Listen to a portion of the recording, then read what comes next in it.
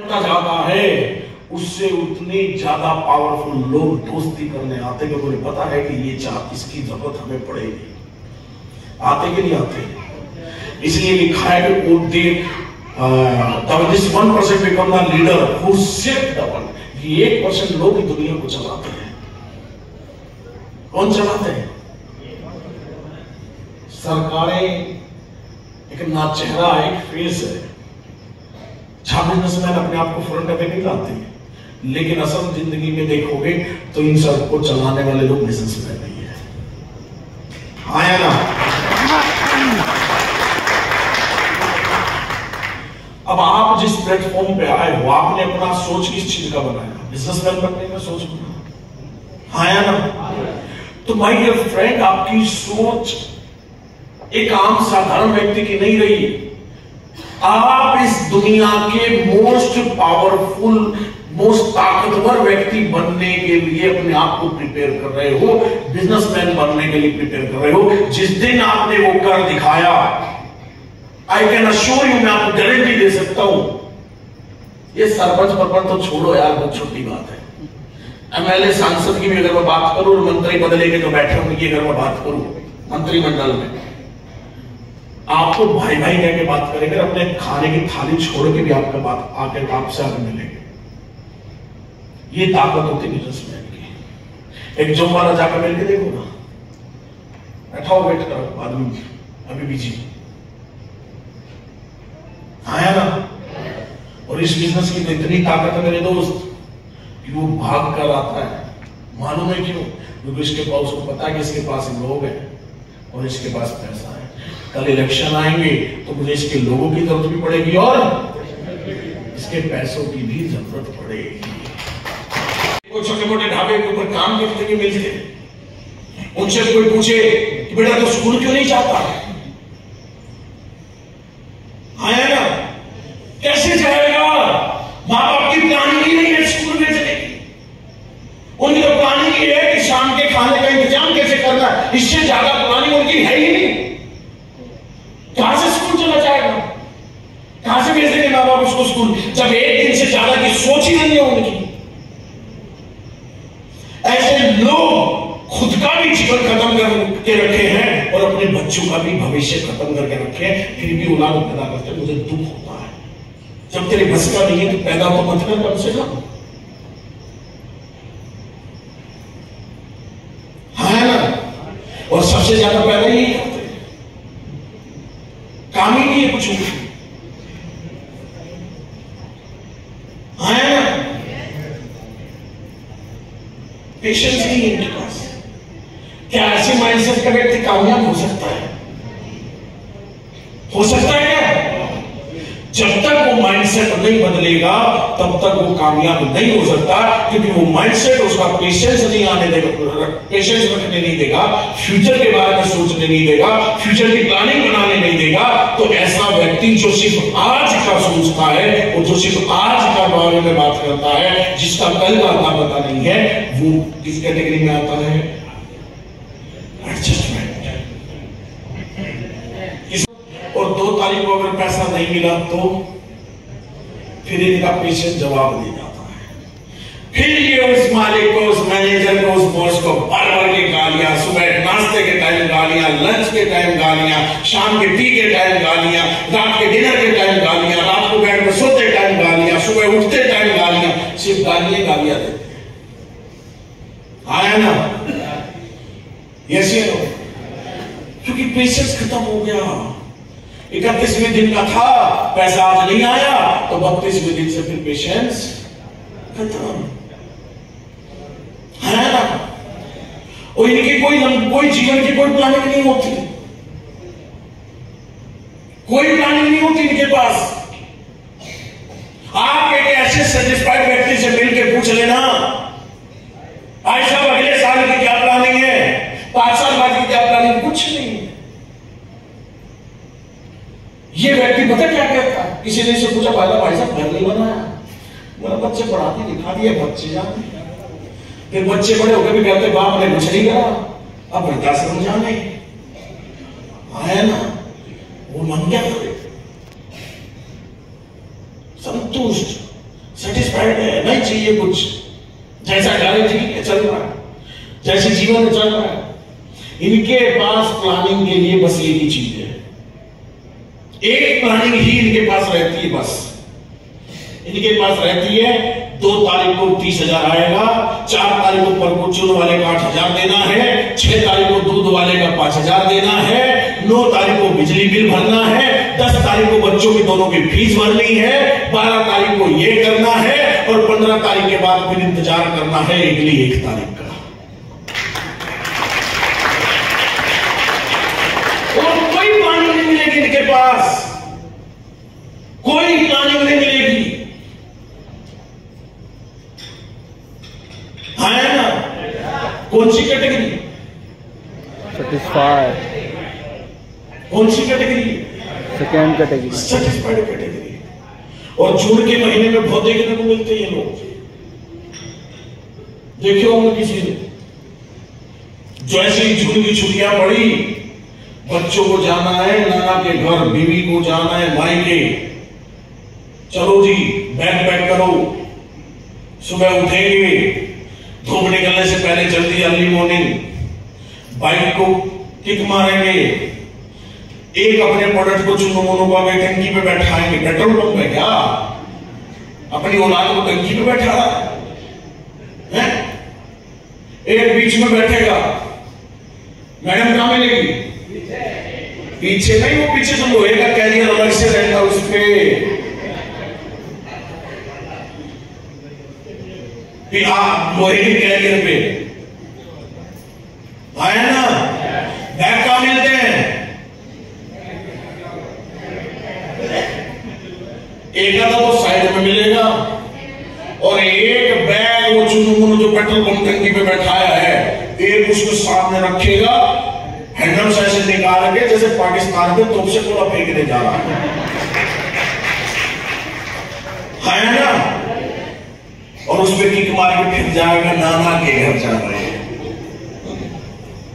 संतुष्ट जीवन, सेटिस्फाइड,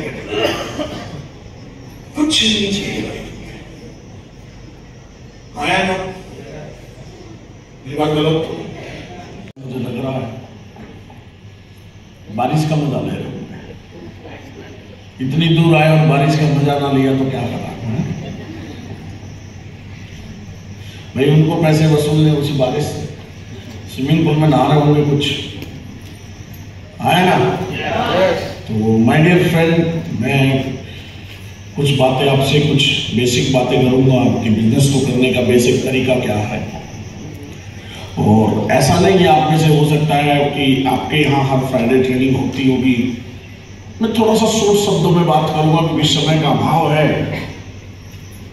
क्योंकि बारिश ने आज पूरे रामनगर में जाम लगा रखा है। आप तक आने तक मुझे जो 35 से 40 मिनट का रास्ता था वो मेरा 2.5 घंटे लग गया उसमें, ऐसा हाल हो रखा है बारिश की वजह से। तो हम जल्दी जल्दी बात करेंगे, ज्यादा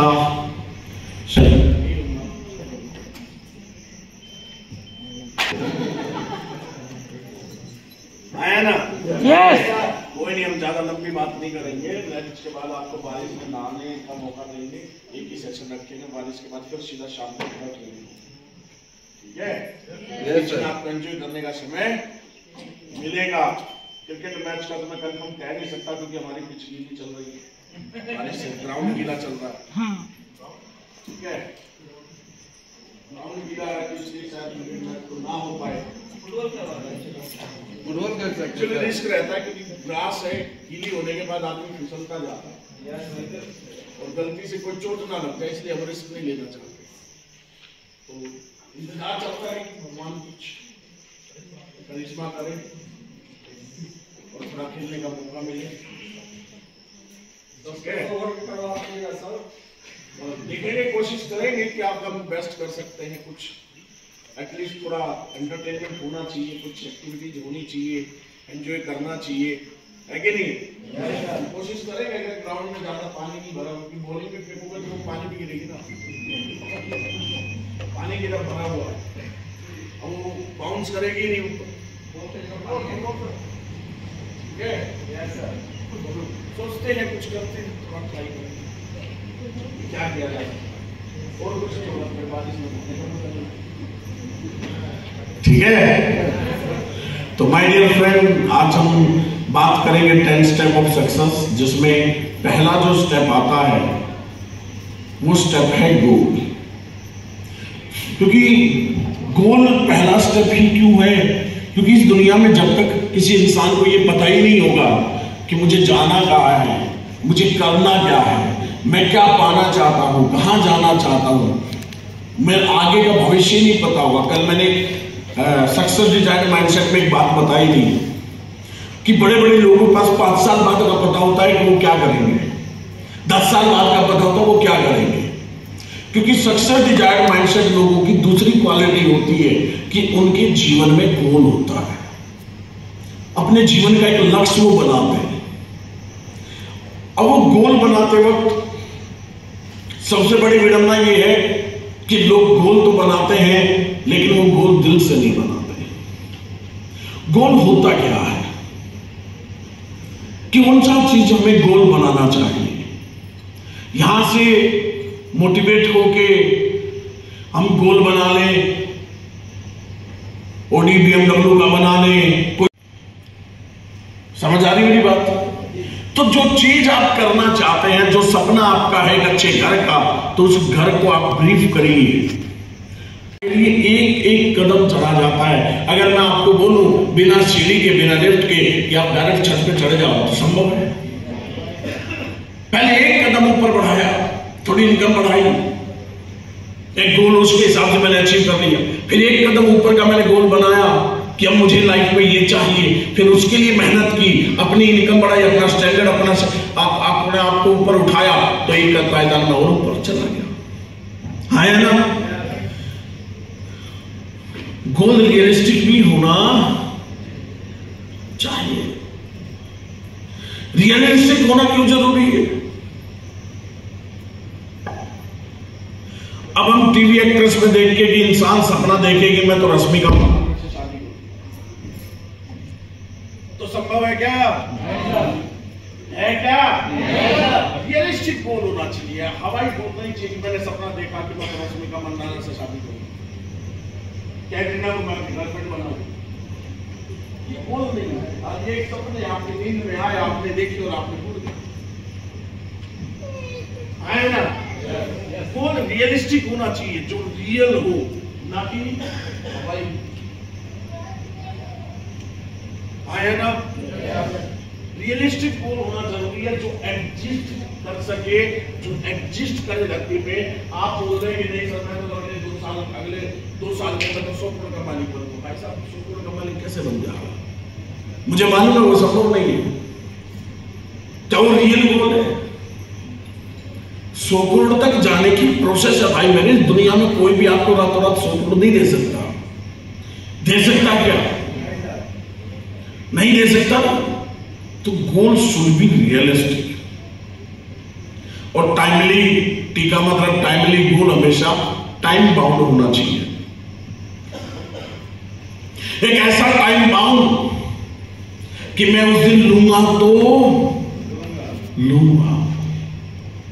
और उसको टाइम बाउंड करने का सबसे बेहतर तरीका होता है कि हम पूरे दुनिया में, पूरे जहान में हम ये फैला दें कि मैं क्या लेने वाला हूं और किस डेट को लेने वाला हूं। हम अपने गोल का प्रचार कर दें तो हम मजबूर हो जाते हैं उस डेट को गोल करने, पूरा करने के लिए। आया ना? क्योंकि जब उस डेट पे नहीं होगा तो लोग मेरे से सवाल करेंगे, तो मेरा माइंड हमेशा बस उस काम के बारे में सोचता रहेगा, क्योंकि मुझे उस डेट को उसे किसी भी हाल में पूरा करना है। तो ना मेरा शरीर थकेगा, ना मेरा माइंड थकेगा, और मैं लगातार फिर भी मेहनत कर लूंगा। यस या नो? यस। यस या नो? यस। समझ आ रही मेरी बात? यस। उसके बाद नीचे लिखा है we should maintain 3 different type of goal. पहला गोल कौन सा है? जो अगले 1 से 6 महीने में चाहिए। मेरे पास स्कूटी नहीं है, मेरे पास बाइक नहीं है, फील्ड करने में मुझे परेशानी आती है, तो मैं अगले 6 महीने में अपना गोल बनाऊंगा कि मैं एक बाइक खरीदूं, मैं एक स्कूटी खरीदूं, मेरा फोन अच्छा नहीं है तो मैं गोल बनाऊंगा मैं एक अच्छा फोन खरीदूं। लैपटॉप नहीं है तो मैं गोल बनाऊंगा अपने बिजनेस के लिए कि मैं बिजनेस को और ज्यादा आसान कर सकूं और मैं बिजनेस के सारे काम खुद कर सकूं। तो मैं अगले 6 महीने में मैं डेट लिखूंगा कि आज के इस 3 महीने में कोई गोल आपका 1 महीने में पूरा होने के लायक होगा, कोई 2 महीने का, कोई 4 महीने में और कोई 6 महीने का। वो कौन सा होता है? Short term goal. उसके बाद 6 मंथ से 6 महीने से लेकर 3 साल तक, 6 महीने से 3 साल तक जो गोल होता है वो मिडिल टर्म होता है। और सबसे उसके बाद सबसे इंपॉर्टेंट होता है लॉन्ग टर्म गोल। 3 साल से ऊपर कि 5 साल बाद आप क्या करेंगे, 6 साल बाद आप क्या करेंगे, 10 साल बाद आप क्या करेंगे। अगर मैं आपको कल मैंने धीरू भाई अंबानी का एग्जाम्पल दिया था कि गोल था एशिया की सबसे बड़ी रिफाइनरी लगानी थी। क्या ये गोल एक दिन में, 1 साल में हो सकता था? ये गोल था 10 साल, 15 साल, 20 साल का कि मैं एक दिन एशिया की सबसे बड़ी रिफाइनरी बनाऊंगा।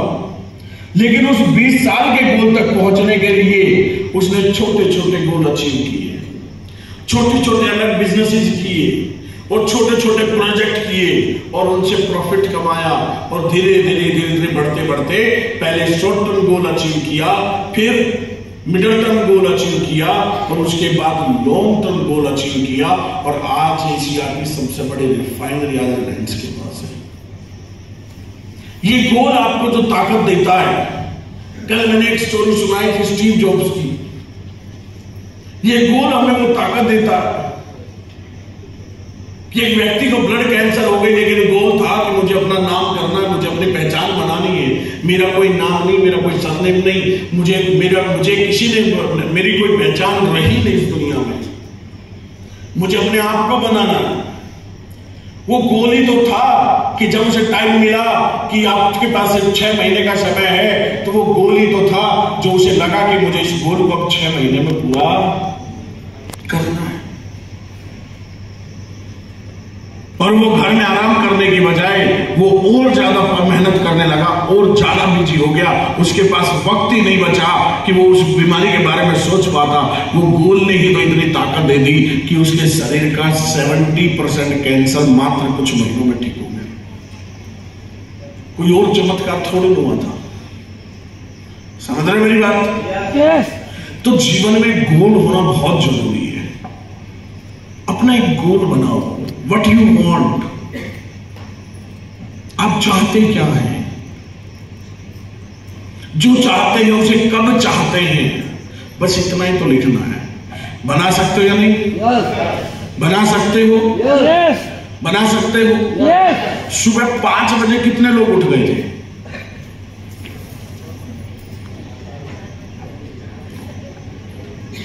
कोई छूटा तो नहीं था? कैसे उठे?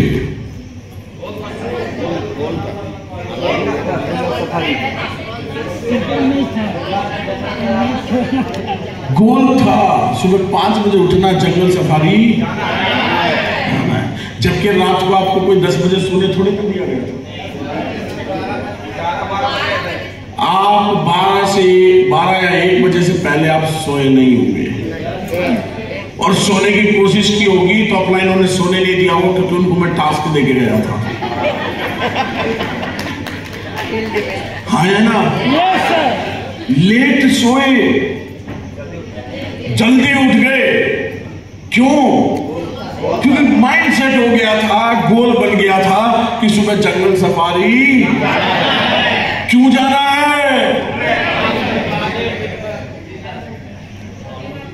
अरे चीता तो पता नहीं देख रहा था, नहीं देख रहा था, पर जाना इसलिए था कि पैसे दे रखे। हाँ है ना? किस लिए जाना था? पैसे दे रखे, वसूलने थे। हाँ है ना? प्रकृति का आनंद लेना था, उस चीज का एहसास कर लेना था, फील करना था।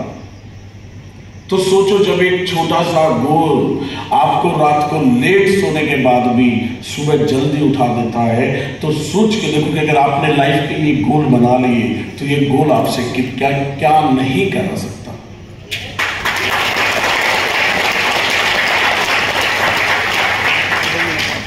हाँ है ना? यस या नो? तो बनाएंगे गोल। नेक्स्ट, गोल बनाने के बाद नेक्स्ट उस गोल को पूरा करने के लिए दूसरा स्टेप आता है, जो आपको जिसके दम पे आप गोल को अचीव करते हैं, उसका नाम है लिस्ट। क्या है? लिस्ट कितने प्रकार की होती है? 3। कितने टाइप की होती है? 3। कौन कौन सी? Hot, warm, cold. Hot list में कौन आता है? वार्म लिस्ट में कौन आता है? अब हॉट लिस्ट पे लिखा है कॉन्टैक्ट इमीडिएटली। हाँ है ना? रिलायबिलिटी मीटर कहां है?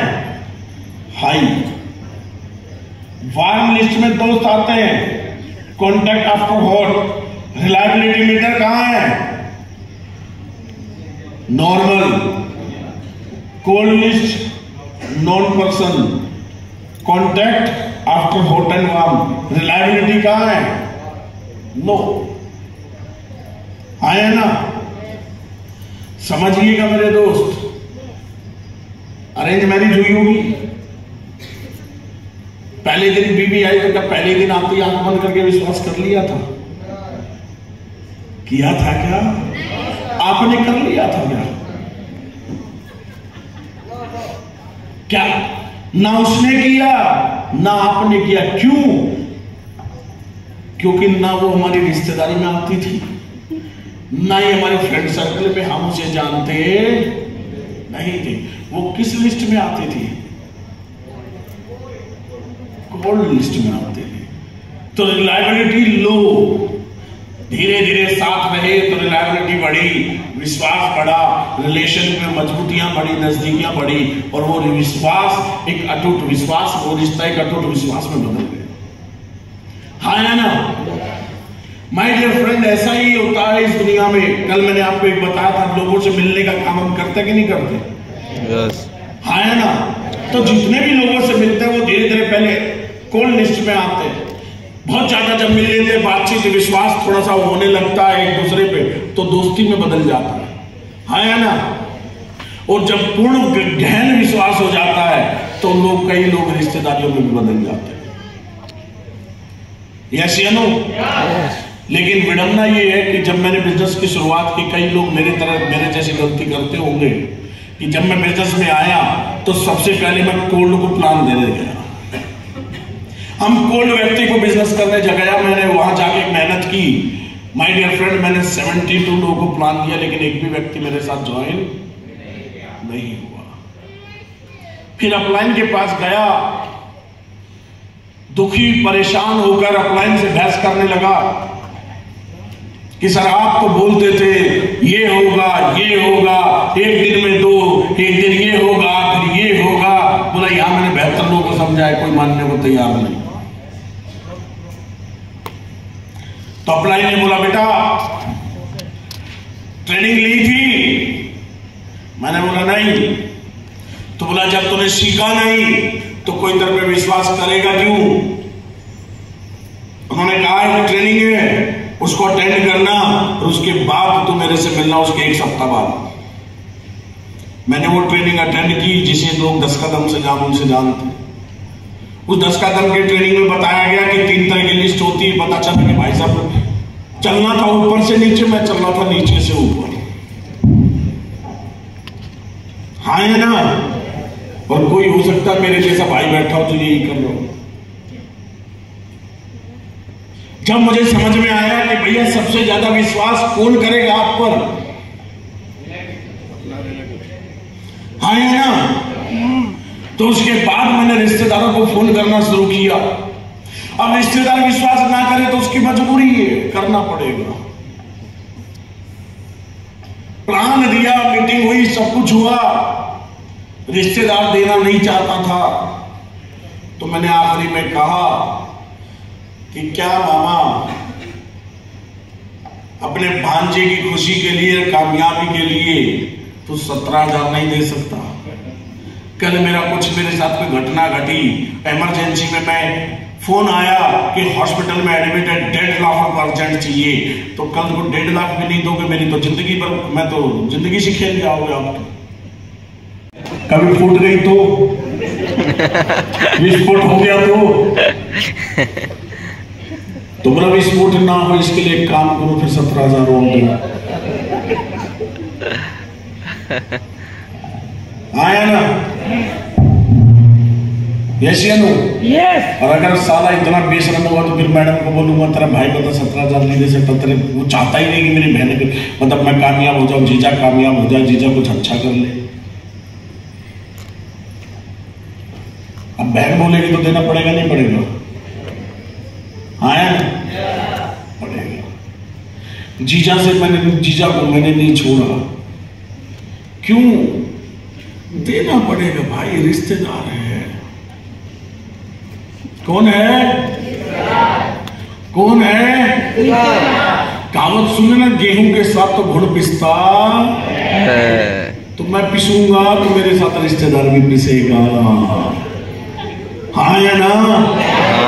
यस या नो? मैंने तो जीजा को भी नहीं छोड़ा, जीजा को उल्टा डायलॉग चिपकाया। क्या जीजा, मैंने अपनी बहन दे दी तो मुझे 17,000 नहीं दे सकता?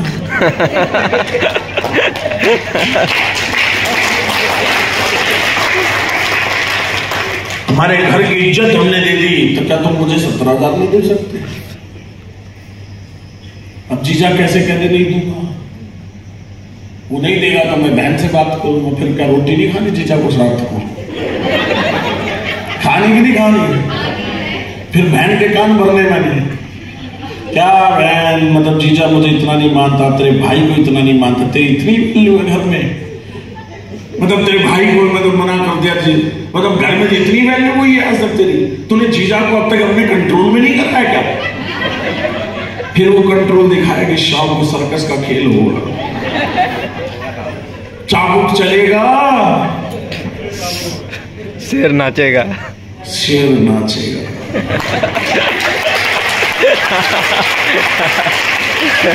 आया ना? जब रेल से कूदने बोला जाएगा तो रेल से कूदेगा, फिर 17,000 की जगह 34,000 भी देगा। आया ना? सबकी चाबी तो है हमारे पास। अब मैं रिश्तेदारों के पास गया, मैंने कुछ भी कह के पैसे ले लिए, मेरा रैंक हो गया, मैं प्लेटिनम बन गया, एमराल्ड बन गया। मैं प्लेटिनम एमराल्ड तो रिश्तेदारों से ही बना था, अब प्लेटिनम बन गया, एमराल्ड बन गया, तो मेरे पास चेक आए कि नहीं आए? फिर इस दुनिया का सबसे कमीना व्यक्ति कौन होता है? हाँ है ना? अगर मैं पहले दिन जाता तो दोस्त पूछता भाई तूने क्या कमाया, मैं कहता भाई तू जुड़ेगा तो मैं कमाऊंगा, तो वो हरामजादा कभी जीवन में नहीं जुड़ता। हाँ है ना? यस या नो? लेकिन अब मैं जाऊंगा, वो पूछेगा भाई तूने क्या कमाया, तो मैं चेक खोल के दिखाऊंगा। हाँ है ना? और जब चेक दिखाऊंगा तो जो विश्वास नॉर्मल था वो चेक को देखकर उसकी रिलायबिलिटी बढ़ेगी नहीं बढ़ेगी? हाँ है ना? अब मुझे कमाते हुए देख के उसको भी कमाने की इच्छा होगी या नहीं होगी? और जब उसको ज्वाइन करा के जब मैं टोबाज बन जाऊंगा, फिर मैं किसी अनजान व्यक्ति से मिलूंगा, अनजान व्यक्ति से बात करूंगा, और फिर मैं उससे बात करने के बाद वो मेरे पे विश्वास नहीं करता क्योंकि रिलायबिलिटी लो है, क्योंकि वो अनजान है। आया ना? लेकिन जब लास्ट में मैं चेक दिखाऊंगा तो आंखों देखी पे विश्वास करेगा या नहीं करेगा? करेगा या नहीं करेगा? इसलिए पहले किसके पास जाना है? फैमिली के पास, क्योंकि वो विश्वास करे या ना करे, मेरे रिश्तेदारी में आता है तो गेहूं पिसेगा तो गुड़ भी पिसेगा। आया ना? यस। मैंने फैसला किया तो उसे फैसला लेना पड़ेगा। मैं पूछने नहीं आया कि करोगे या नहीं करोगे, मैं फैसला कंफर्म करके आया हूं कि करना ही है। आया ना? यस या नो? तो कर सकते हो, कर सकते हो। नेक्स्ट कौन देना सर? नेक्स्ट क्या है? Introduction. First impression is the last impression. मैं आपको इसकी मैं ताकत समझाता हूं, पहले इंप्रेशन की ताकत क्या होती है। First impression is the last impression. अभी कुछ टाइम दिनों पहले की बात है, मुझे दूसरी गाड़ी लेनी थी, तो मैंने मर्सिडीज में फोन लगाया शोरूम वाले को, वहां इंक्वायरी की और उनको बोला कि मुझे गाड़ी की टेस्ट ड्राइव लेनी है। क्या लेनी है? मैंने मॉडल बताए, दो गाड़ी मॉडल बताए। एक मैंने E450 बताई, मर्सिडीज E450 4मैटिक, और एक मैंने बताई 2 सीटर कन्वर्टेबल जिसकी छत खुलती है, जो हमने मूवियों में देखी है। एक मैंने वो बताई। अब वो दोनों लेके एक सेल्स पर्सन के तौर पे उस शोरूम में जिससे मेरी बात कराई गई, क्योंकि वहां सेल्स पर्सन होते बहुत सारे, तो जिस सेल्स पर्सन से बात कराई गई वो एक लड़की थी, एक मैडम थी।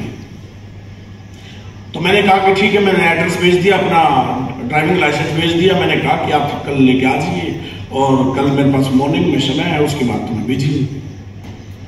और वो सुबह सुबह दोनों गाड़ी लेके 2 ड्राइवर आए, साथ में वो सेल्स पर्सन, वो मैडम भी आई, और वो लाए और मैंने गाड़ी की टेस्ट ड्राइव ली।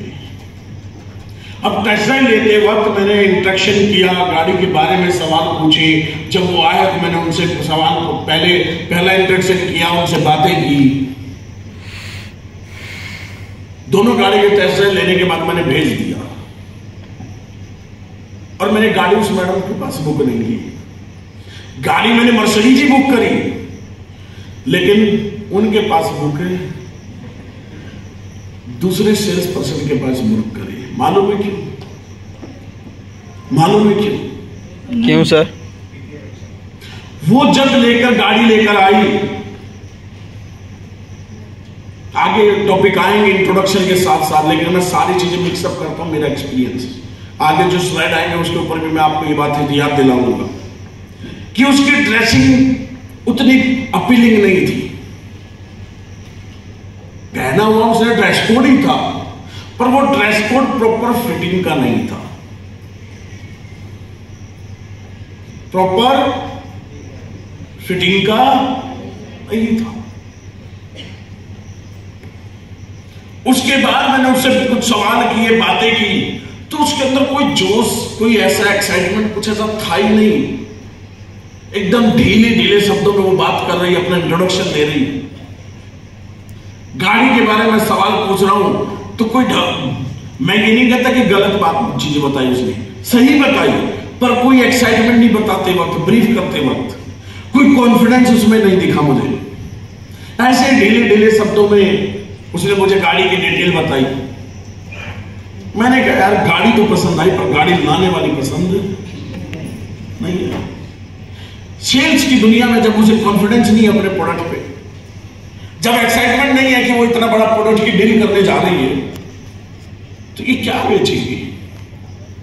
प्रैक्टिकली मुझे वो सेल्स पर्सन पसंद, और मैंने वो डीलर के पास गाड़ी बुकिंग नहीं की। मैंने दूसरे डीलर को फोन लगाया, उससे बात की, उसको टेस्ट ड्राइव के लिए बुलाया। तो एक लड़का आया, उसने गाड़ी की टेस्ट ड्राइव कराई, बट लड़के की ड्रेस प्रॉपर फिटिंग के साथ, सही वेल ड्रेसअप के साथ था। जो ड्रेस कोड तो सेम उसने भी वही कलर का पहना था जो उस लेडीज, उस मैडम ने भी पहना था, क्योंकि वो ऑफिशियल ड्रेस कोड होता है। आप बड़े बड़े शोरूम में जाइए, उनके ड्रेस कोड होते हैं। जिस टॉपिक पे मैं अभी आगे आऊंगा ड्रेस कोड में। उसके बाद उसने मेरे से हाथ मिलाया, मेरे को उससे हाथ मिला के ही मजा आ गया, क्योंकि बंदे के में लगा कि यार कुछ कॉन्फिडेंस है, एक एक्साइटमेंट है।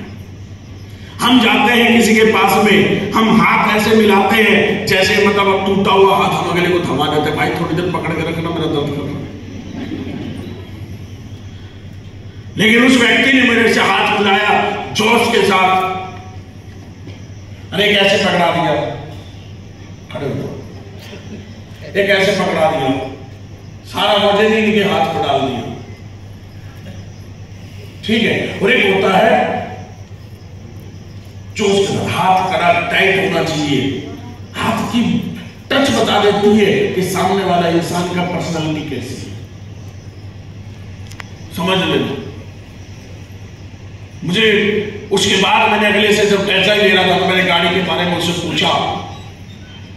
इवन आप विश्वास नहीं करोगे, उस लड़के ने कई सारी चीजें, गाड़ी की जो जानकारी मैंने पूछी उसने गलत बताई। मैं टेक्निकल आदमी हूं, ऑटोमोबाइल से मुझे बहुत लगाव है, गाड़ियों से प्यार है, मेरे पास हर गाड़ी की डिटेल ब्रीफिंग में मिल जाएगी, मैं रिसर्च कर लेता हूं पहले। तो फीचर तो मैं भी जानता था, गाड़ी के बारे में उससे कहीं ज्यादा जानता था, लेकिन मैंने उससे फिर भी रास्ते में चलते चलते इंटरेक्शन किया, उससे कई सवाल किए, कई चीजें वो मुझे गलत बताया, ये मैं जान रहा हूं क्योंकि मेरे को उसके बारे में मालूम है कि ये गलत बता रहा है इस फीचर के बारे में। लेकिन उसके बताने का कॉन्फिडेंस और उसके बताने का तरीका और उसका जोश इतना शानदार था कि उसने गाड़ी के बारे में बहुत सारी डिटेल गलत बताने के बाद में मैंने गाड़ी उसी के पास बुक करी।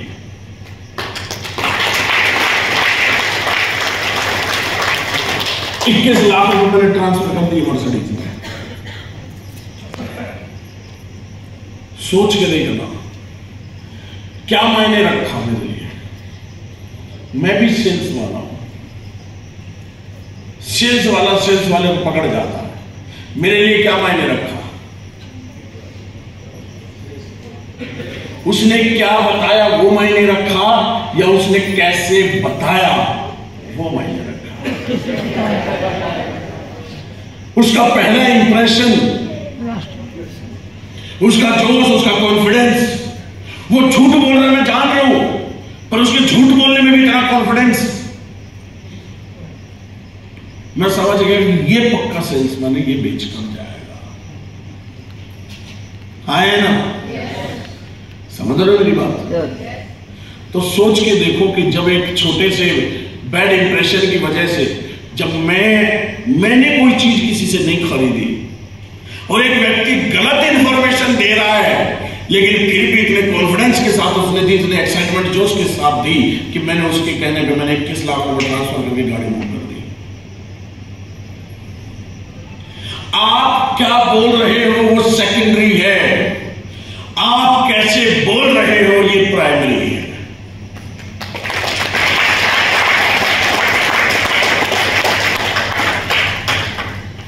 समझ आ रही मेरी बात?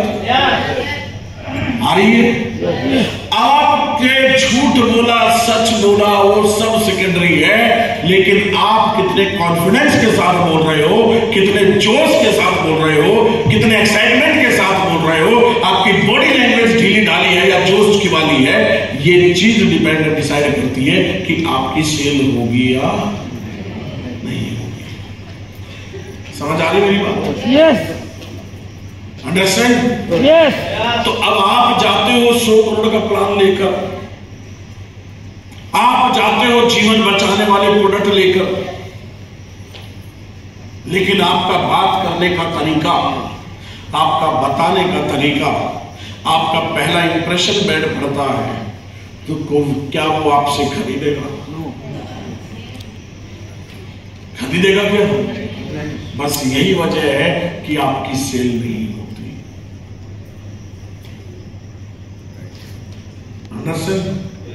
समझ आ गई मेरी बात? इंट्रोडक्शन अपना दमदार दो, जोश के साथ दो, दे सकते हो।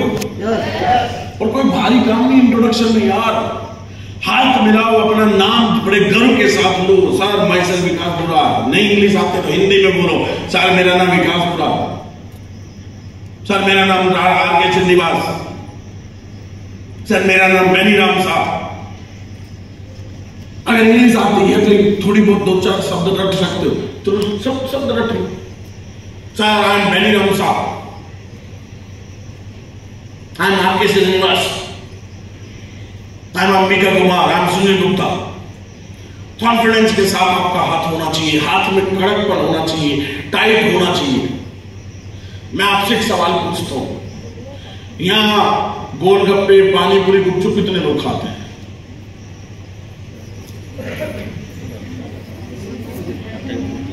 कभी कभी जब खाने जाते हैं तो उसके अंदर नमी रहती है और वो कड़क नहीं रहता। खाने में मजा आता है क्या? आता है क्या? कम मजा आता है। तो आप किसी के हाथ में से टूटा हुआ हाथ तो उसको मजा आएगा क्या? आएगा क्या? नहीं। कैसा होना चाहिए? कड़क। कैसा होना चाहिए? टाइट। कि आदमी हाथ मिलाए तो वहीं से इंसान से इंप्रेस हो जाए। आया ना? जो नमी के गोलगप्पे पानी पूरी गुपचुप खिलाकर उसके ठेले पे जाना कोई पसंद नहीं करता। आया ना? चाहे बारिश का सीजन ही क्यों ना हो, कोई फर्क नहीं पड़ता। चाहे हुम्मस से भरा सीजन ही क्यों ना हो, कोई फर्क नहीं पड़ता। भाई हमें तो कड़क चाहिए। कैसे अनु? आया ना? तो आप कैसे आपका हैंड होना चाहिए? अंडरस्टैंड? कई लोग ऐसे देते हैं जैसे हड्डी तोड़ रखी हाथों की। समझ रहे हो? उसके बाद आप इंट्रोडक्शन कीजिए। सर माई सेल्फ विकास बोला या आई एम विकास बोला। माई सेल्फ बोल सकते हो, अच्छा लगता है। सर माई सेल्फ विकास बोला। सर कई लोग जाते हैं प्लान देने के लिए, लोगों से मिलते हैं।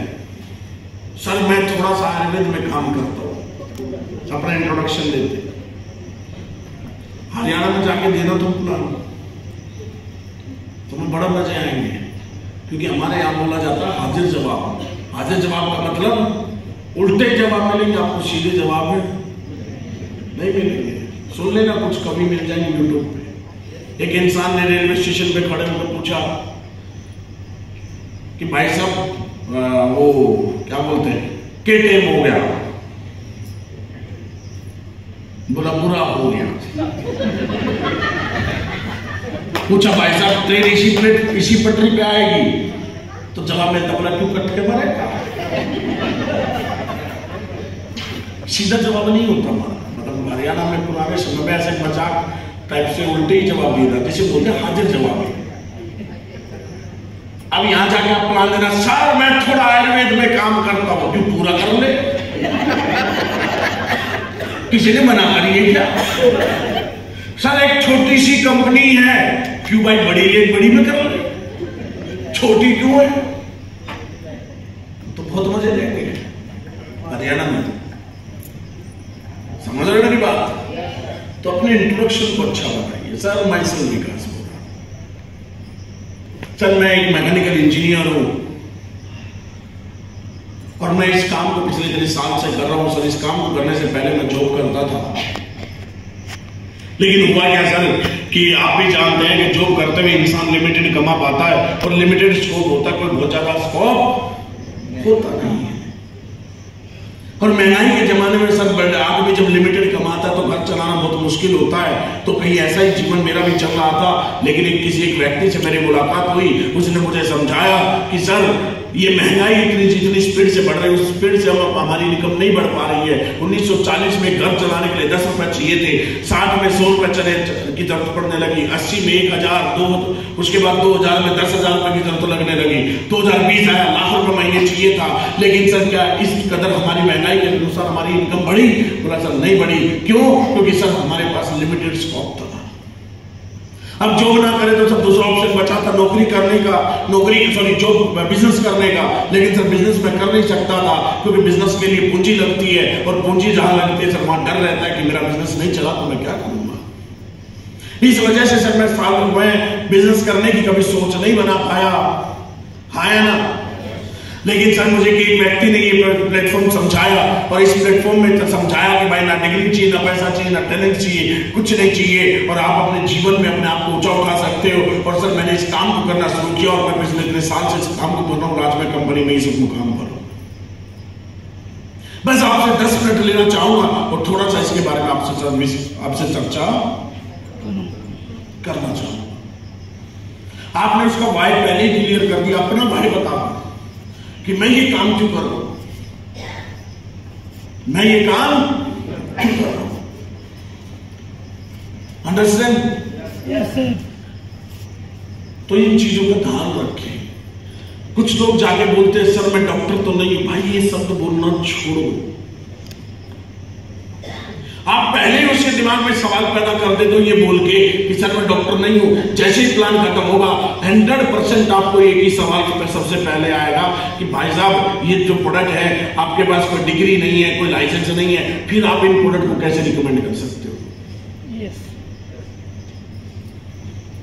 क्योंकि आपने पहले ही सवाल उसके माइंड में डाल दिया ना कि मैं डॉक्टर। क्यों बताना यार? पूछेगा तो बात करेंगे उस बारे में। वो नहीं पूछता शायद, लेकिन आपने पहले ये बोल के उसके माइंड में पहले ही शुरू होने से पहले सवाल दे दिया।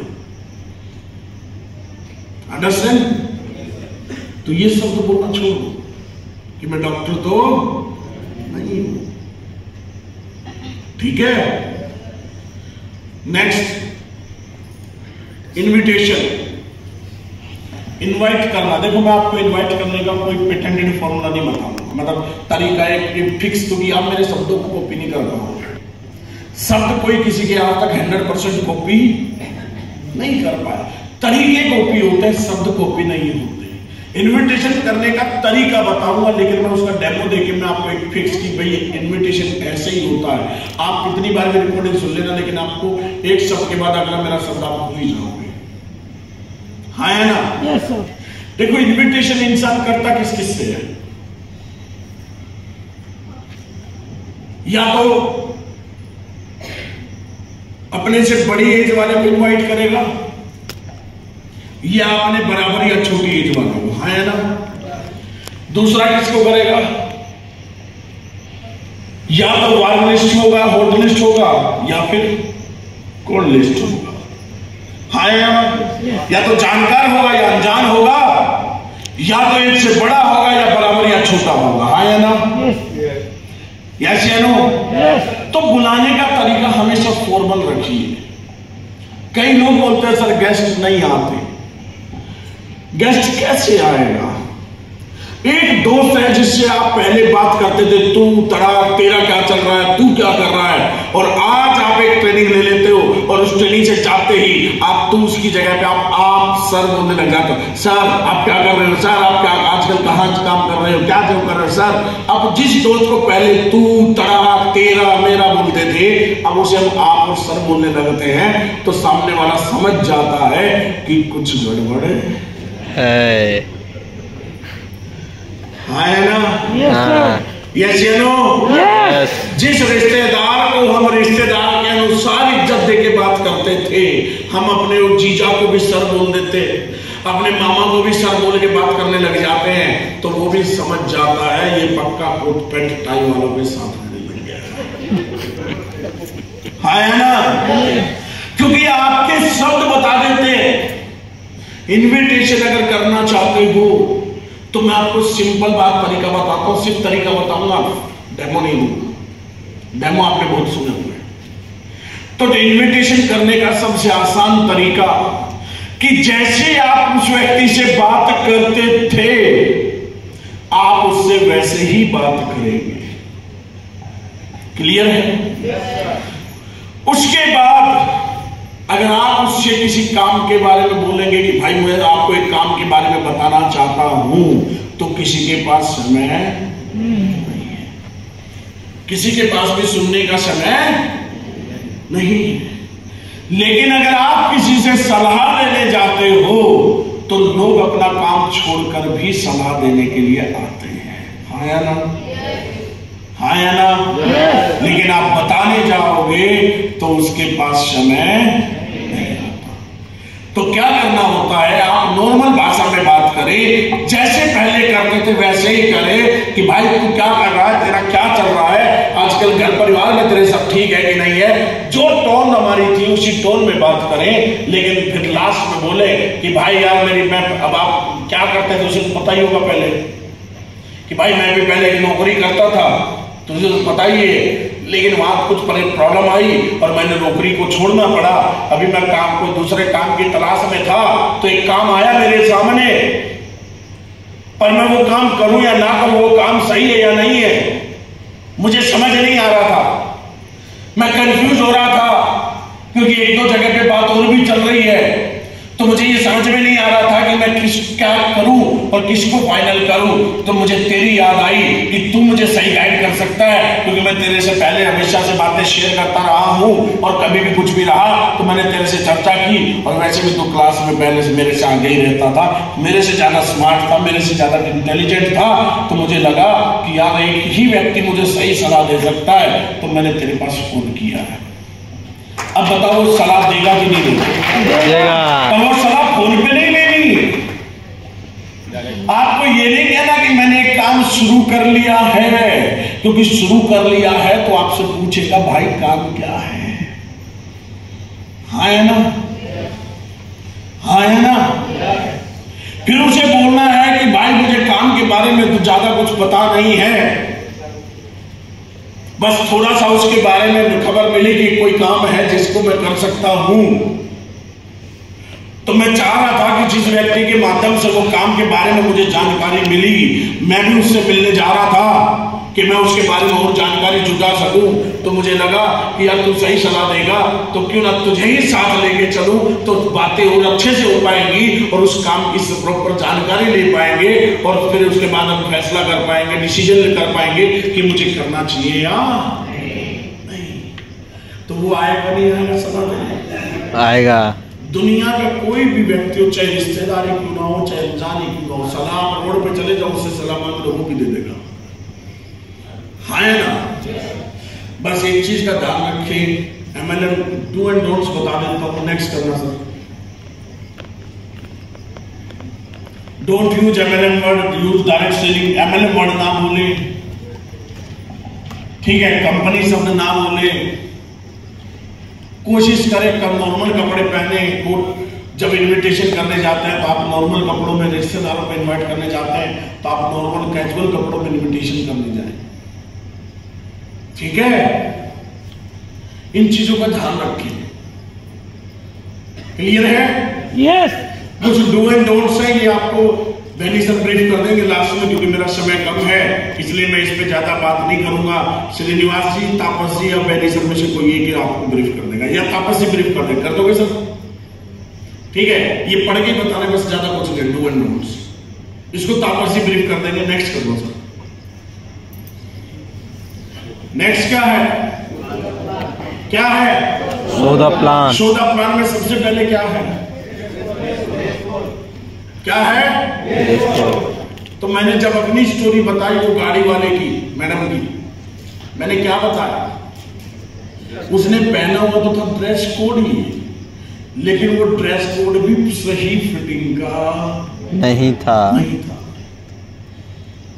महिलाएं हैं, मैं इसलिए नहीं थोड़ा ब्रीफ करना चाह रहा, बट सीरियसली मैं मिला तो मैं काफी अनकंफर्टेबल फील किया उस चीज को। कई बार ऐसा होता है कि थोड़ा सा हिंट दे देता हूं कि कपड़े इतने टाइट होते हैं, इतने ज्यादा टाइट हो जाते हैं कि एक चैन भी खुली हुई दिखती है कि सामने से ऐसा लगता है कि उसका ऊपर का कवर भी नहीं होता पेंट का, नीचे की डायरेक्ट चैन दिखाई देती है। कई बार हम जब बैठते हैं तो पीछे से पोर्शन दिखाई देता है, या कपड़े इतने ढीले ढाले हैं कि लगता है कि किसी दूसरे के मांग के लाया है। है ना? आप बताओ ऐसी पर्सनालिटी से कैसे प्रभावित हो जाएगा कोई? सामने वाला अनकंफर्टेबल फील करेगा। मैंने भी किया, मैं नहीं हुआ प्रभावित। एक प्रॉपर ड्रेसअप अगर फिटिंग नहीं आती, दूसरा बनवाओ यार, चेंज कर लो। समझ रहे मेरी बात? एक प्रॉपर ड्रेसअप यूज करिए बिजनेस के हिसाब से। जो ड्रेस पहनते हैं वो प्रॉपर होनी चाहिए। कई लोगों का कॉलर फटा रहता है, कहीं पे मैला हुआ रहता है, जूतों का पता नहीं है, पॉलिश की नहीं है, ऊपर फॉर्मल कपड़े, नीचे पैरों में स्पोर्ट्स जूते, क्या इंप्रेशन जाएगा? जाएगा क्या? आपका पहला इंप्रेशन ही आपको बयां कर देता है कि यार इसके साथ काम नहीं करना। सॉक्स आपको पता नहीं होती कि कौन सी पहननी है, बेल्ट कैसी लगानी है, पूछ लो ना यार अपना से, बताएगा। नहीं आता तो पैदाइश से दुनिया में कोई सीख के थोड़ी ना आया था, किसी ना किसी से सीखा है, पूछ लो। कई बार हम भी पूछ लेते हैं, सर ये कोट पैंट पे ये शर्ट अच्छी लगेगी क्या, फोटो भेज के अपना को आज भी पूछ लेता हूं कई बार, क्या फर्क पड़ रहा है। मैंने कहा ना अपना दिमाग लगाना ही नहीं है, बताया ना कल सेशन, किस चीज का बिजनेस है, copy paste, copy paste, copy paste. मैं कोट पैंट टाई की और शर्ट की फोटो भेज देता हूं, सर बताओ इसमें से कौन सा कॉम्बिनेशन सही रहेगा, लगाएगा दिमाग अप्लाई, बताएगा सोच की। हाँ है ना, यस या नो, माय डियर फ्रेंड, इसलिए अगर आपको नहीं मालूम तो अपलाइन का सहारा लो, लेकिन अपने आप को एक प्रेजेंटेबल पर्सनालिटी बनाओ। कैसा बनाना है, प्रेजेंटेबल पर्सनालिटी बनाना, अपना ड्रेस कोड को मेंटेन करना है। कर सकते हो, कर सकते हो, हाँ है ना। अब रो बच्चा है, कई लोग पीछे मुड़ के देख रहे हैं, भैया तुमको खिलाना है क्या,